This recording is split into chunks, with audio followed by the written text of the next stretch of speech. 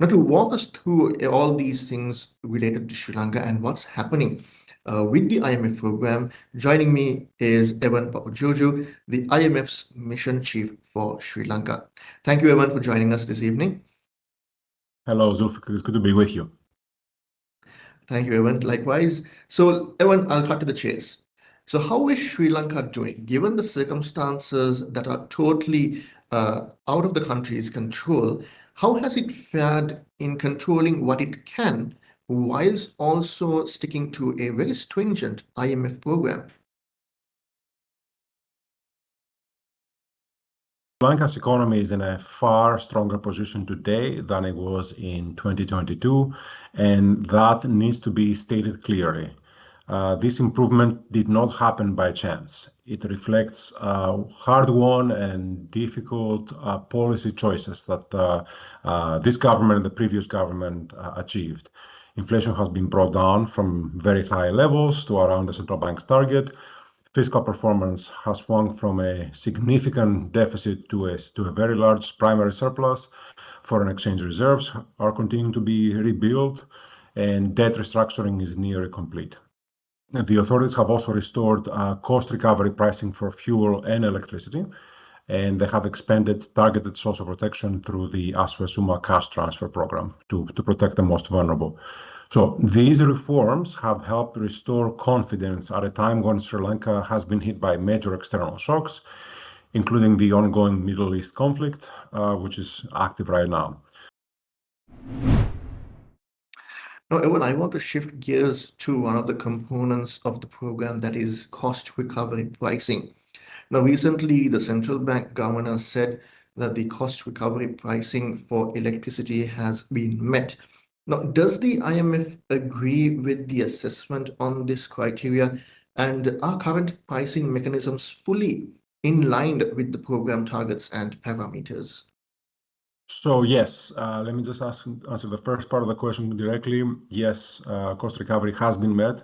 Let me just say that restoring cost recovery pricing both for fuel and electricity, these are two separate elements, is a core commitment under the EFF program, and the authorities are fully committed to that. Yes, we can confirm that the required adjustments have been implemented, and that was one of the preconditions for us to go to our executive board earlier this week. Earlier this year, the rising global commodity prices, oil prices in particular, and other shocks have delayed some price adjustments, and this temporarily created a subsidy gap in fuel and electricity tariffs. The authorities have ameliorated those in May, earlier this month. The prior action, as a result of the prior action, for the combined fifth and sixth review, the fuel prices were raised to align with market prices, with market costs. And there was a second electricity tariff increase of about 11% on average that satisfied the second prior action. So these measures together have brought back both fuel and electricity tariffs back to in line with cost recovery levels. So now moving forward on the second part of your question, the government has committed to fully maintain transparent, cost-reflective pricing mechanisms for energy, utilities, for electricity, and for fuel. This includes timely adjustment for fuel, for petrol and diesel and everything else, as well as electricity prices to reflect changes in global oil costs and generate sufficient revenue to cover production and import expenses. The current pricing formulas are now being applied as intended, and there is a temporary fuel subsidy that has been introduced since April. And this is meant to cushion the recent fuel price shock. Which is time-bound and budgeted for. And so it's important also to say that ensuring that these energy tariffs remain cost-reflective is critical because they're meant to protect public finances. And of course, we understand there is an impact on that on the population. And for those who are most vulnerable, there are other provisions that are being helped through, like I mentioned, like with the social support and social transfer programs. So we will continue monitoring developments in this way. We agree with the authorities' assessment, and we want to see, and we support, and we want to see more efforts in keeping the pricing mechanisms on track. So, Evan, that's an interesting point that you brought in. Now, you say that Sri Lanka is making progress under the current EFF program. So, is the IMF considering maybe opting to a follow-up program after this current arrangement? At this stage, the IMF and the Sri Lankan authorities are focused squarely on successfully implementing the ongoing EFF program. This program runs until March 2027, so there's plenty more time for important work. Obviously, I should say significant progress has already been achieved. Economic growth has rebounded strongly. Macroeconomic stability is here and has been, to a large extent, restored. However, there is still a lot more work in the existing program that lies ahead, and the priority is to complete the remaining reforms under the current program. The authorities have emphasized the determination to continue with this current program and continue performing well. And we share this aspiration. We encourage the government to continue building strong foundations. So again, this is to the authorities' credit that they have performed well, and we will continue supporting them. Even after the program, this current program runs out in March 2027, it doesn't mean that the IMF will no longer be a trusted advisor to the government, or that we will not provide support through technical assistance or capacity development. Of course, we will continue doing this, and we continue having a role in supporting the economy through our regular Article 4 surveillance. But of course, we're here to discuss with the government anything they need, including with the current EFF program and whatever else they want to see after that. Right. Now, even historically, Sri Lanka has always struggled to move beyond the middle income level status. Now, what structural reforms are most critical if the country is to transition to an upper middle income country? Yeah, Zulfik, I think this is probably the most important question because it goes well beyond the here and now, and it's all about what the country is trying to achieve. So lifting the country's growth potential and climbing to upper middle income, as you said, status requires deep structural reforms that need to go to the heart of addressing productivity and bringing in more investment.